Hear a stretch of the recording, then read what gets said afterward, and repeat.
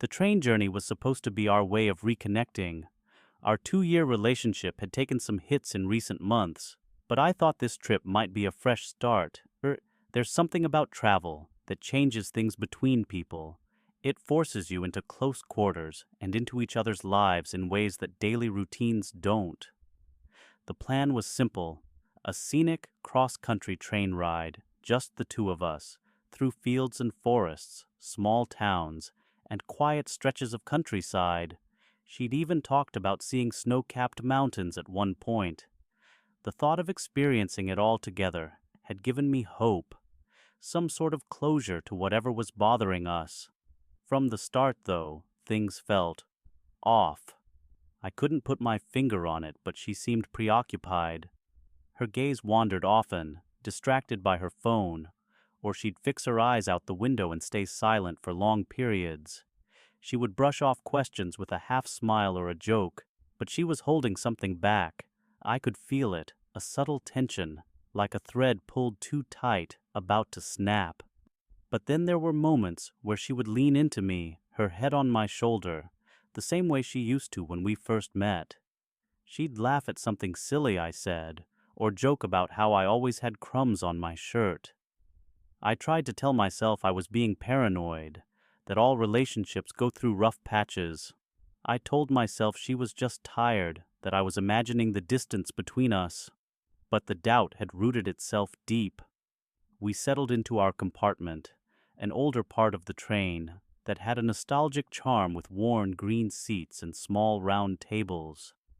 The sound of the train on the tracks, steady and rhythmic, was almost hypnotic. Soon enough she fell asleep beside me, and I sat there, watching her. She looked peaceful, a light smile on her lips, her lashes fluttering with dreams. It felt good to be close to her again, even if just physically. When she woke, we decided to explore the train, stretching our legs as we walked hand in hand down the narrow corridors. She was playful, tugging me along, pointing out quirky things she noticed. A kid playing with a toy train set in a booth, a couple taking a selfie with the window behind them. Every so often, she'd stop to stare out a window, entranced by the blur of fields and hills. I loved these moments. They reminded me of why I'd fallen for her in the first place. After a few cars, we ended up in the dining section. We ordered sandwiches and sat across from each other in a booth. She looked around, seemingly fascinated by the other passengers, smiling at a little boy with his nose pressed against the glass window, and nodding at an elderly couple reading quietly together. It was her usual open, curious spirit, and I felt that glimmer of hope again. Then her phone vibrated. She glanced at it, and I watched as her expression softened in a way that felt out of place. She smiled, thumb hovering as if she were about to type, but then she caught me watching and slipped it back into her bag, laughing awkwardly. "Just my mom," she said, shrugging. "She's been checking in every hour." "Tell her I say hi," I said, lightly, trying not to show the sting of unease that settled in my gut. She nodded, but didn't take her phone back out. Something about the way she'd smiled at the message didn't seem like the usual banter with her mother. But I didn't press it. Maybe it was nothing. As we headed back to our compartment, the conductor came through, checking tickets. He was younger than I expected, probably our age, with a friendly smile and a clean-cut look. He chatted with us for a moment, making small talk about the route, then turned to leave. She watched him as he moved down the aisle, her gaze lingering a second too long. I thought I was imagining it. The following day, her phone buzzed more frequently. Each time she'd glance down and then quickly tuck it away. It was becoming hard to ignore. I tried to keep the mood light, making jokes, pointing out funny things outside the window, but there was a distance between us that I couldn't bridge. Even when she laughed, it felt strained, like she was just going through the motions. It hurt, but I kept telling myself it was just a rough patch. Around noon, she asked if she could go grab some snacks from the dining car. I offered to come with her, but she shook her head, saying she wanted to stretch her legs a bit. I watched her disappear down the corridor, and that familiar knot tightened in my stomach. I waited a few minutes, telling myself to relax, but something pulled me to get up, a feeling I couldn't ignore. As I walked down the corridor, I saw her up ahead, standing by one of the windows near the dining car. She was talking to the conductor. They were standing close, and I could see her smile at him, that same warm, unguarded smile I hadn't seen in a while. His hand rested casually against the wall, leaning in slightly, and she laughed at something he said, touching his arm. My chest tightened. I froze, heart pounding, feeling like I'd been punched. I watched for a moment, unable to move. She was clearly at ease with him in a way that she hadn't been with me in weeks. I wanted to march over there, to confront them, but something stopped me. I didn't want to make a scene, didn't want to believe what I was seeing. I turned back, feeling numb, and returned to our compartment. She came back a few minutes later, holding a bag of snacks and wearing that same distracted smile. "Got your favorite," she said, handing me a bag of chips, but I could barely meet her gaze. "Thanks," I replied, forcing a smile. She sat beside me, laughing at something on her phone. I didn't ask who she was texting. That evening, as the sky darkened outside our window, I knew I couldn't keep silent anymore. The tension between us had become suffocating. She was scrolling through her phone, chuckling at something, and I couldn't take it. "Are you going to tell me what's going on?" I asked, my voice sharper than I intended. She looked up, caught off guard. "What do you mean?" she replied, trying to play innocent, but there was a hint of nervousness in her eyes. "You know what I mean," I said, feeling the anger simmer beneath the hurt. "Who have you been talking to all day? And don't say it's your mom." She hesitated, her hand instinctively going to her phone. I could see the guilt in her expression, the way her fingers tightened around the device. It's no one, just a friend," she stammered, avoiding my gaze. "A friend?" I echoed, the words tasting bitter in my mouth.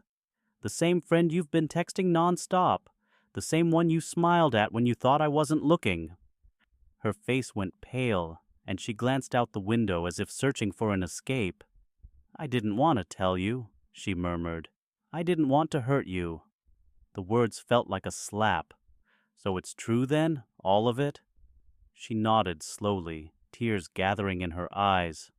"I didn't mean for it to go this far. It just happened. I didn't know how to tell you." I felt like the ground had fallen away beneath me. All the moments we'd shared, the trust we'd built, crumbled in an instant. I looked at her, feeling a mix of rage and heartbreak. How could you, after everything? "I don't know," she whispered, her voice barely audible. "I was confused. I thought I wanted this us, but—" "But what?" I demanded, my voice breaking. "You wanted someone else instead." She didn't respond, just looked away, tears streaming down her face. I felt a hollow ache in my chest, realizing that I couldn't fix this. The person I thought I knew, the relationship I thought we had, it was all gone. When we reached our stop, I picked up my bags, the silence between us unbearable. She reached out as if to touch my arm, to stop me, but I pulled away. I didn't look back, didn't say goodbye. As I walked off the train, I felt a mix of pain and relief. It was over. The train pulled away, carrying her off into the distance. I watched it until it disappeared from view, feeling a strange sense of closure. It hurt, but I knew I'd heal. It was time to let go and move forward, leaving the pain of the past behind me. Our family life had always felt like a fragile but beautiful balance. My wife, Lily, and I were in our 6th year of marriage, raising our 2 young kids, Sarah and Ethan, in a cozy, sunlit house in the suburbs. Our schedules were hectic. Between work, the kids' school, and their countless activities, our time alone had been whittled down to hurried conversations over breakfast and tired kisses before bed. But we loved each other, Or so I believed. Our life wasn't perfect, but it was ours. 3 months ago, we'd hired a babysitter, Alex. He was in his mid-20s, just out of college and energetic, with an easy smile that the kids loved. He was great with them, and they'd taken to him immediately. I was relieved to have someone reliable. He seemed trustworthy, and he gave us both peace of mind, allowing us to handle our chaotic lives without the constant worry of juggling childcare. It was a quiet, rainy afternoon when I first noticed something was off. I'd taken a rare day off to surprise Lily with lunch, hoping we could enjoy some time alone while the kids were at school. I'd barely stepped through the front door when I noticed Alex's shoes by the entryway.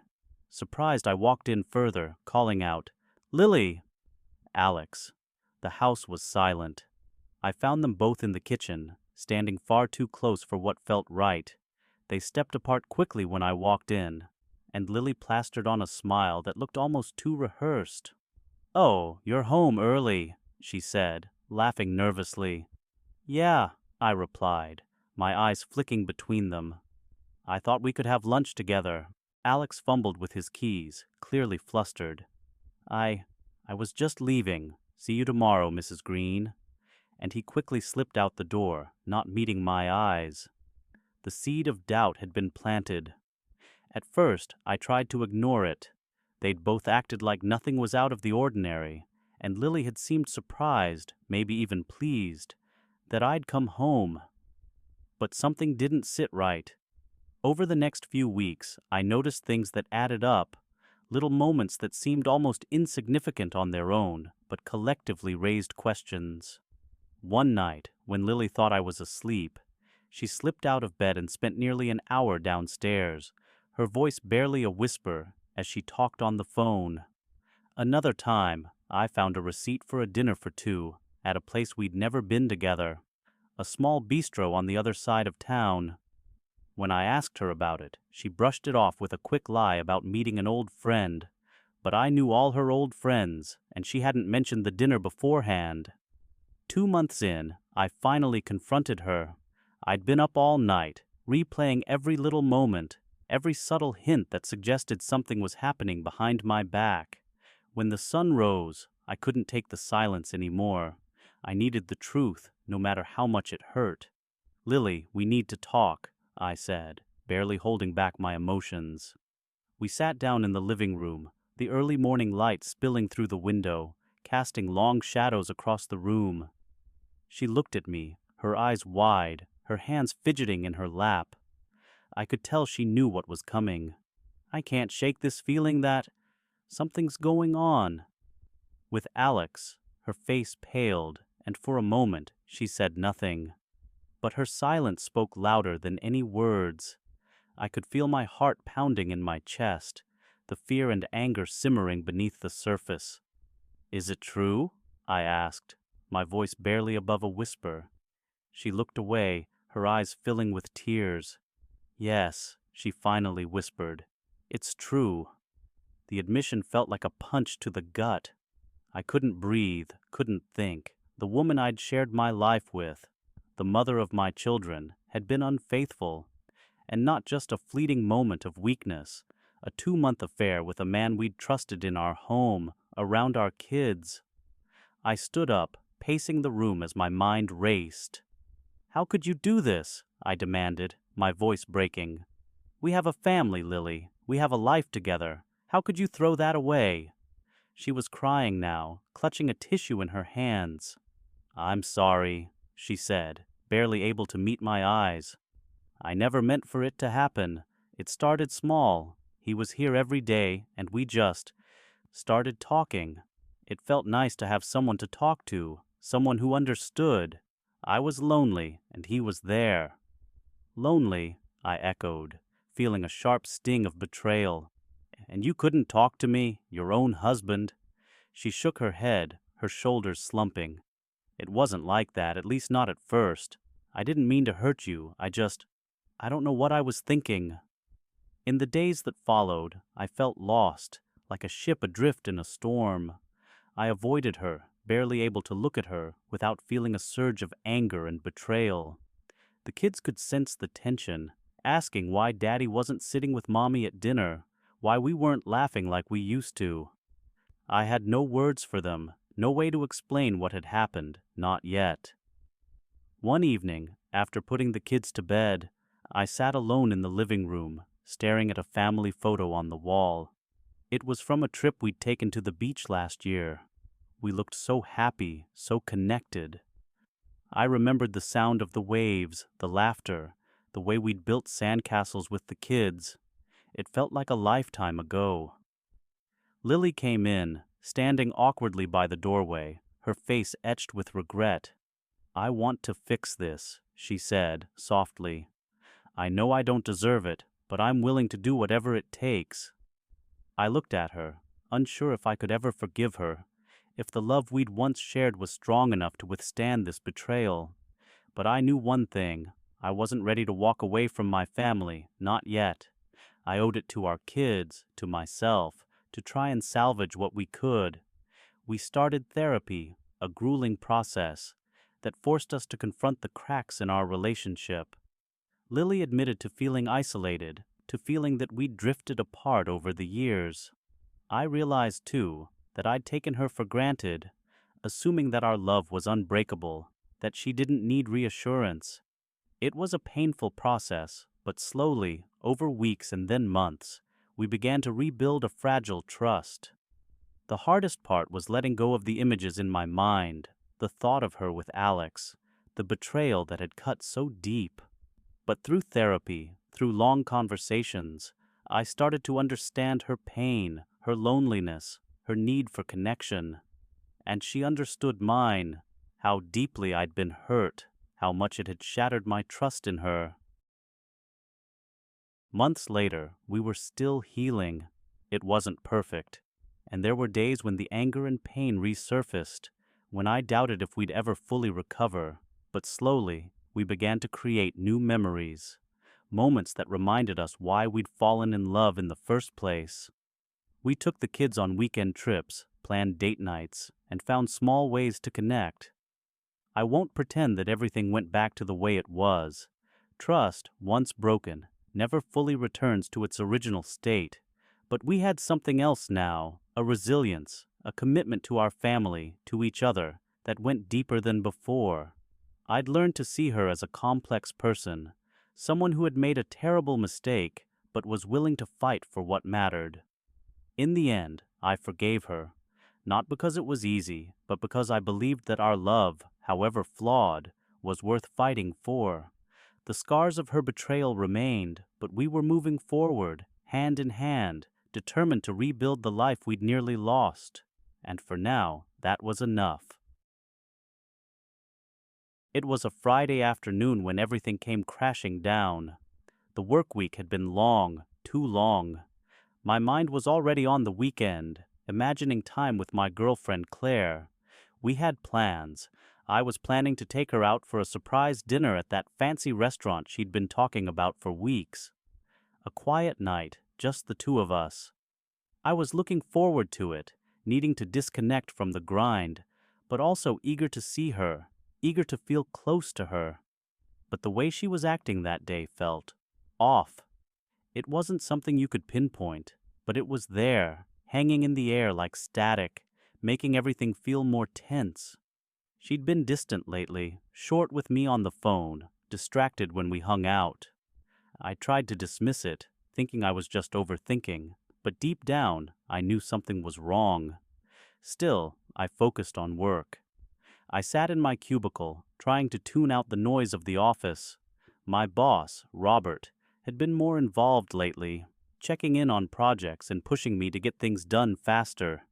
He was always hands-on, which I never minded. I respected him.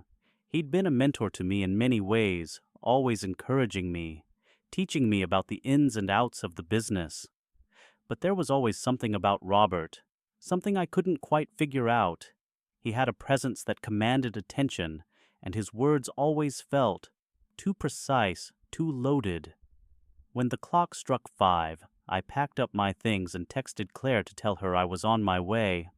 I was half expecting her to reply with some excuse about being tired, but when the message came back, It was just a simple, "Can we talk later? I need some space." That hit me harder than it should have. Shh, space. What the hell did that mean? Still, I tried to push it aside. Maybe she had had a bad day, maybe it was work-related. But as I made my way out of the office, something in the pit of my stomach kept churning. I stopped at the elevator, waiting for the doors to open, and I saw Robert heading toward his office, looking unusually pleased with himself. There was a spring in his step I hadn't noticed before. Maybe it was just my imagination, but I felt a twinge of unease. I didn't think much of it until I stepped into the elevator and received a message from a friend who worked in another department, one that turned everything upside down. "Dude, I don't know if you've seen, but Robert and Claire were just all over each other in the parking garage. I mean, I've never seen anything like it. She was hanging all over him. You might want to check on that." My heart stopped. My head went blank. I read the message again, hoping it was some kind of mistake, hoping it was just some misinterpreted moment. But the more I thought about it, the more I realized I couldn't ignore it. I got in my car, but I didn't know where to go. I didn't know what to feel. I had to see it for myself. My hands gripped the wheel so tightly that my knuckles turned white, the anger rising in me like a tide. I texted Claire, trying to stay calm, asking if she was okay. No response. I pulled into the parking lot, heart pounding. There was Robert's car, parked a few spots over, and just a few feet away, Claire's car was sitting there too. I parked quickly, got out of the car, and made my way toward the entrance of the building. The feeling of dread was overwhelming, but my legs carried me forward, each step feeling heavier than the last. And then I saw them. They were standing near the entrance, laughing, too close, too damn close. Her hand was on his arm, her eyes locked with his in a way that made everything inside me twist in knots. The world around me seemed to slow, the noise of the office fading into a dull hum. I wanted to say something, but I couldn't. I just stood there, frozen. Claire caught sight of me first. Her smile faltered, and she quickly pulled her hand away from Robert's arm, but the damage was already done. I felt a cold rage take over me. This wasn't just a slip-up. It wasn't just a mistake. This was something planned, something they'd been hiding from me for who knows how long. I don't remember much of what happened next. The only thing I know is I walked up to them, my voice shaking with fury as I asked, "What the hell is this?" Claire tried to speak, but her words caught in her throat. Robert, damn him, smiled that smug, perfect smile of his. "We didn't mean for you to find out like this, man," he said, his voice too casual, too indifferent. "But we've been seeing each other for a couple months now. I thought you might have noticed the distance between you two. Didn't think you'd take it so hard." His words hit me like a physical blow, and I felt my chest tighten. I couldn't breathe. I wanted to scream. But all that came out was a laugh, bitter, empty, full of disbelief. I turned to Claire, her face pale, but the guilt was there, written all over her. I wanted to punch something, tear everything apart, but I just stood there, defeated, my body frozen in shock. "You've been seeing him behind my back for 2 months, I whispered, barely able to keep the words steady. "And you couldn't even tell me, you couldn't just be honest with me." She didn't answer. She didn't have to. The silence was all the confirmation I needed. I didn't know how long I stood there, but eventually I turned on my heel and walked out, my entire world feeling like it was collapsing around me. I drove home in a daze, trying to wrap my head around what had just happened, trying to make sense of it all. When I got home, I didn't even bother going inside. I just sat in my car in the driveway, staring at the house that no longer felt like mine. I wanted to rage, to confront her, but I couldn't find the energy. The weight of the betrayal was too much. That night, Claire didn't come home. She stayed with Robert, and I knew she wasn't coming back. I could feel it in my bones. The next morning I went to work, but everything had changed. I could barely look Robert in the eye. even though he was sitting there in his office, acting as if nothing was wrong, as if he hadn't just crushed me under his boot. I made it through the day on autopilot, my mind too scattered to focus. That afternoon, my phone rang, and I saw Robert's name flashing across the screen. A pit formed in my stomach. "Hey, can you come to my office for a second?" he asked. I didn't know what to expect, but I was pretty sure I wasn't about to hear anything good. When I walked into his office, he was sitting behind his desk, his arms folded, a professional smile plastered on his face. "Listen, I think it's best if we part ways," he said, his tone cold and detached. "Your work has been slipping lately, and with everything that's happened, it's just not a good fit anymore." I stared at him, trying to process the words. It took everything in me not to snap, not to yell. But I couldn't. I had no energy left for that. All I could do was stand there and take it, the slap of his decision, the weight of the betrayal. "You're firing me," I finally managed to say. My voice was flat, hollow. He didn't flinch. "It's just business, man, nothing personal." But it was personal. It always was. I didn't even bother to fight it.